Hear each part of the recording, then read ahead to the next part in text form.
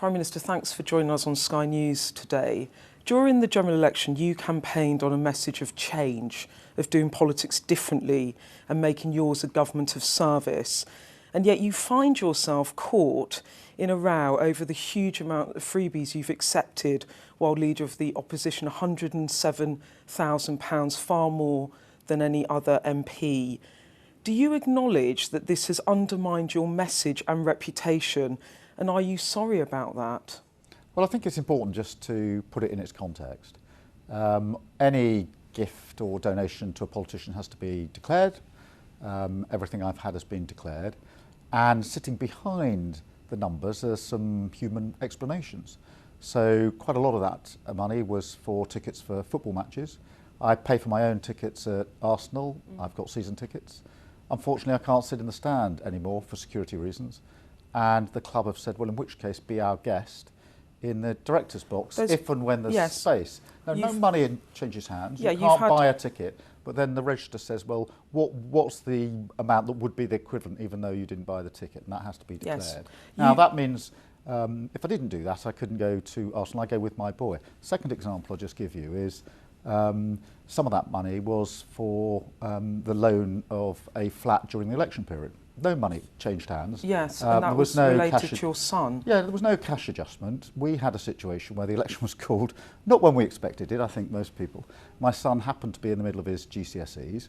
That means there are a lot of journalists outside the front door and in the street. I'm not complaining about that, but if you're 13, as my girl is, if you're 16, as my boy is, that's quite hard to navigate when you're concentrating on GCSEs. Now, hear me out, because you put it to me. Yeah.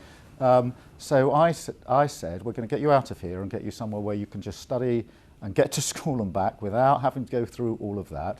And that's when someone said, well, in which case I can make this flat available to you. It's safe, secure. He can get on with the job. No money exchanged hands. We didn't. No money exchanged hands. But for the registrar, no, but you've put it to me. Let me just finish. But for the registrar's purposes, he says, well, I know you didn't pay and nobody gave you money, but let's work out what it would have been worth if it had been a commercial transaction, which it wasn't. So I'm not saying, you know, of course I understand why you ask questions, etc. But I do think sometimes it's important just to sort of look behind the number and say, what was the human story behind some of this? And I wasn't going to let my son fail or not do well in his GCSEs because of journalists outside our front door. We also, as you know, had protesters outside our front door. Do you find these questions hard? Do I find protesters outside my front door when our children are in there worrying? Yes, I absolutely do. Do I want my son doing his GCSEs walking through journalists and protesters? No, I don't. I promised him, I promised my wife and I promised our children would protect them, and we will. But in both those cases, no money changed hands. It was simply a gift from Arsenal. It feels to me you're a bit defensive. Like, do you feel you're being misunderstood on this, that we shouldn't be, that there are reasons behind all these expenses? I think it's really important you ask me the questions. That's why the declarations are there. But, you know, this is just, you know, I think behind some of these numbers is a human story, and it's all important sometimes just to explain what the story is. But I want to go back to the framing of it, which is, you have said that we are all in this together. You said in your speech yesterday, it's a shared struggle, a project that says to everyone this will be tough. To coin a phrase, we're all in it together.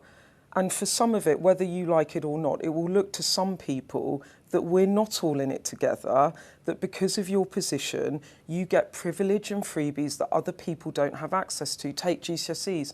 There will be some people that would also want a private place, have a different environment where they would like their child to go so they could have a better opportunity. Do you see how it looks to some people that there's one rule for you in terms of being able to claim this stuff that other people don't have access to?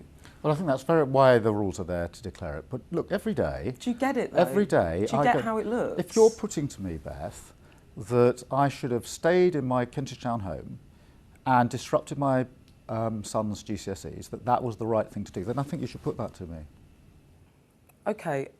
Well, you're saying that you shouldn't have stayed in the home because you wanted to protect your boy. I wanted him to be able to do his GCSEs, and any parent would have made the same decision. I don't wake up every morning thinking about that. I wake up every morning thinking I've got a mandate to change the country. I've got a mandate to improve living standards. I've got a mandate to improve the health service. I'm trying to talk to you about the optics of it, Prime Minister.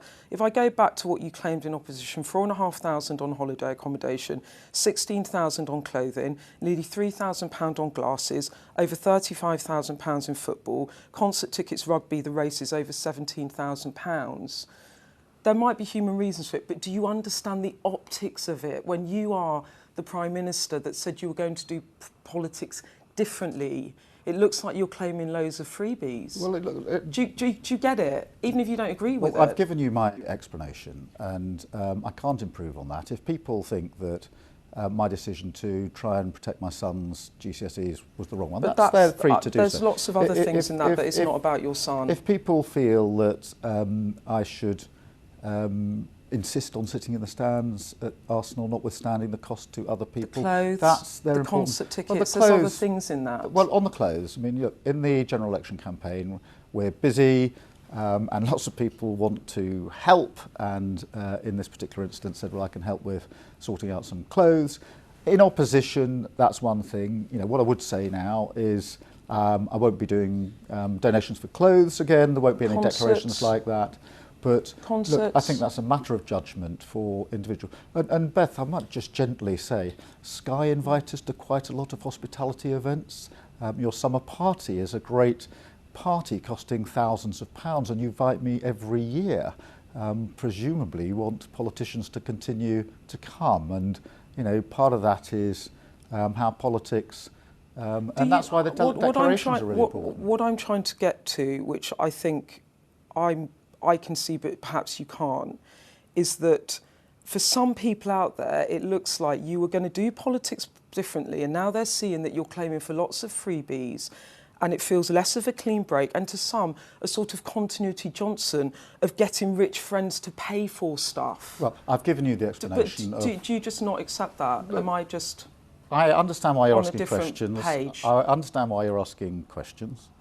Of course you're right to ask questions, and because you've asked questions, I've given my explanation about why it is that I don't go in the stands at football now, why it is that I wanted to protect my son in his GCSEs, why it is that, you know, my judgment call has been that when you've invited me to the Sky party costing thousands of pounds every year, I've accepted that invitation and come along.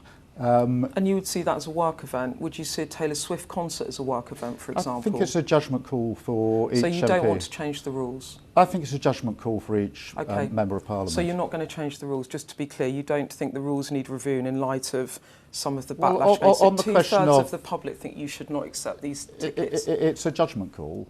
In relation to clothing, then I have made the decision that I won't accept donations for clothing. That was something that was done in opposition. We're now in government, so you won't be seeing those declarations. Okay, Prime Minister, one other thing. Conference has just voted against the emblematic policy of your government cutting winter fuel allowance for pensioners. It's been rejected by your own party, your first conference as Prime Minister, and they have voted you down. It's not just Labour, it's the country that's not with you on this policy. It's bad politics. Well, I do understand why people are concerned about it, but we inherited a £22 billion black hole. That's money that was off the books that the last government hid from the public. That's got to be dealt with in year.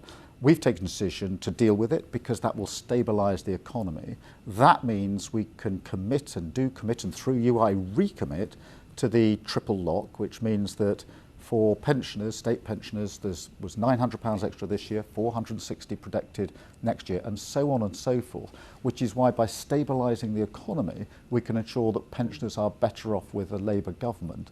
And that's why we've taken this decision. But it is important that, through you, I say, for all those that are entitled to pension credit, that they take up that credit, because then, of course, the payment is guaranteed for winter fuel allowance, and also there's the benefit of the credit itself. So those are the two things that I think are really important on this. Final question, right? You said in your speech, no return to Tory austerity.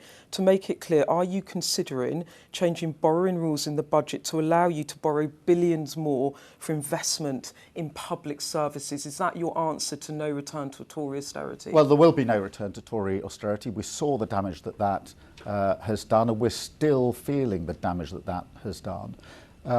Obviously, and I'm not going to get ahead of the budget, I've said growth, economic growth is our number one mission. And we are talking to investors across the world about investing here in the UK, the conditions and the stability. And therefore any public element of that will be alongside private investment. But you're not ruling out, so you're considering changing borrowing rules? No, I'm not going to get ahead of the budget. In principle? I'm not going to get ahead of the but budget you will borrow to invest? Look, I'm not going to get ahead of governments have always borrowed to invest. The question is whether we can trigger in the private investment that we need.